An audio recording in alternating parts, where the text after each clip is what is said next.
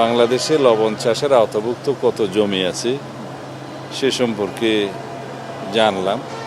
সংশ্লিষ্ট department বিসিকের chairman, শিল্প মন্ত্রণালয়ের সেক্রেটারি, ফাইন্যান্স সেক্রেটারি, শিল্প এবং বাণিজ্য মন্ত্রী সহ সংশ্লিষ্ট সবাই মিলে আমরা আলাপ করেছি বাংলাদেশে কীভাবে লবণের স্বয়ংসম্পূর্ণতা অর্জন করা যায়, লবণ প্রোডাকশন উৎপাদন খরচের সাথে মিল রেখে একটা ন্যায্য মূল্য নির্ধারণ করা যায় সে বিষয়ে আমরা আলোচনা করেছি। আর বিভিন্নভাবে ইন্ডাস্ট্রিয়াল লবণ এবং বাণিজ্যিক লবণ, বিভিন্ন লবণের যে চাহিদা সেই হিসাবে যে সরকার বিভিন্ন সময় আমদানি করে সেটার যৌক্তিকতা নির্ধারণের জন্য আমরা আলোচনা করেছি।